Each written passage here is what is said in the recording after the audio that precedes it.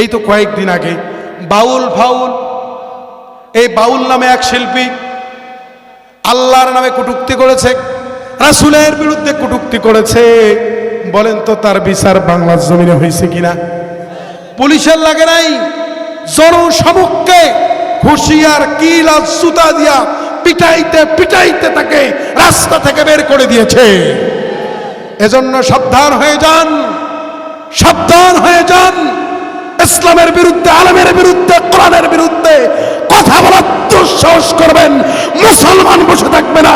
মুসলমানেরা কোরআনের বিরোধিতাকারীর যে প্যাকেটে কোত্থেকে খাওয়াইতে রাজি থাকবে।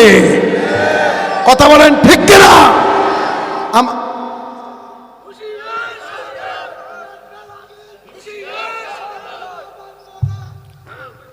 আল্লাহ কবুল করুক, পড়েন আমিন। আমার প্রাণের ভাইয়েরা, ফিরআউন তাই করল, ইসলামী শিক্ষা ম্যানেজ করল, ছেলে মেয়ের চাকরি একত্রে দিয়ে দিল।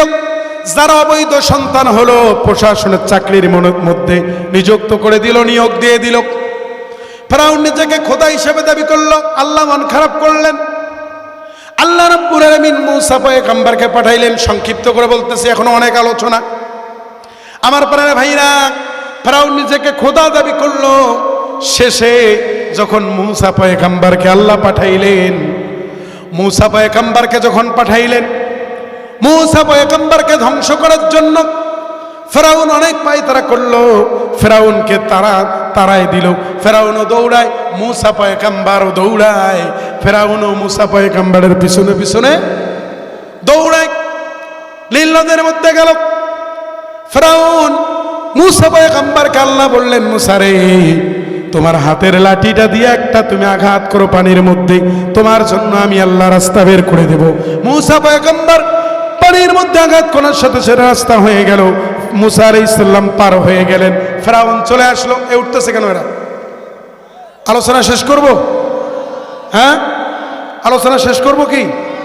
উঠতেছেন কেন? হ্যাঁ, চলবে? কারা কারা চলবে একটু আওয়াজ করে তাকবীর দিয়ে বলেন তো দেখি। নারায়ে তাকবীর, নারায়ে তাকবীর। আল্লাহ কবুল করুক, পড়েন আমিন। চাচা, আলোচনার শেষে আপনি আমার সাথে দেখা করবেন, ঠিক আছে? চাচার নাম কি? চাচি আছে এখনো? আছে ভাই? নাই? আছে? আল্লাহ আরো হায়াত বাড়াই দেব, পড়েন আমিন। জোরে কর আমিন। আমার প্রাণের ভাইয়েরা, মূসা আলাইহিস সালাম পার হয়ে গেলেন। ফিরআউন কাছাকাছি চলে আসলো। হামান বলে, বন্ধুরে, তুমি যদি মূসাকে মারতে চাও এই রাস্তা দিয়ে তুমিও চলো। ফিরআউন বলে, না রে বন্ধু, না, এই রাস্তাটা আমার না, এটা দিয়ে যাওয়া যাবে। হামান বলে, বন্ধুরে, এখানে আলোচনাটা মিলাই নেন। যেই বন্ধু বুদ্ধি দিয়া প্রধানমন্ত্রী বানাইলো, আবার সেই বন্ধু বুদ্ধি দিয়া ধ্বংস করলো। হামান বলে, বন্ধু, এইটাই তোমার রাস্তা। যদি মূসাকে আঘাত করতে চাও এই রাস্তা দিয়ে তোমাকে যেতে হবে। আমার প্রাণের ভাইয়েরা, হামান যখন এই কথা বললেন, ফিরআউন বললেন, না রে বন্ধু, না, এই রাস্তাটা আমার না, এই রাস্তা হচ্ছে মূসার রাস্তা, এটা আমার রাস্তা হতে পারে না। হামান বলে, বন্ধুরে, তুমি কি ভুলে গেছো? আমি বুদ্ধি দিয়ে তোমাকে প্রধানমন্ত্রী করলাম, গোরস্থানের তরোয়ার বানাইলাম, তোমাকে মন্ত্রী বানাইলাম, তুমি নিজেকে খোদা হিসাবে দাবি করলা। আর আজকে তুমি আমার এই পরামর্শটা শুনো না। আমি বললাম তোমার রাস্তা হইল এই রাস্তা, চলো তুমি এই রাস্তা দিয়ে তুমিও চলো। আমার প্রাণের ভাইরা, যখন ফিরআউন ওই রাস্তা দিয়ে যাওয়া শুরু করলো, বলেন তো ফিরআউন কি ধ্বংস হয়েছে না মূসা আলাইহিস সালামকে আক্রমণ করেছে? ধ্বংস হয়েছে। এখান থেকে প্রমাণ পাওয়া গেল, আপনি এমন বন্ধুকে বন্ধু হিসেবে গ্রহণ করবেন যেই বন্ধু আপনাকে আপনার মৃত্যুর পরেও জান্নাতের ঠিকানা দেয়। কথা বলেন ঠিক কিনা?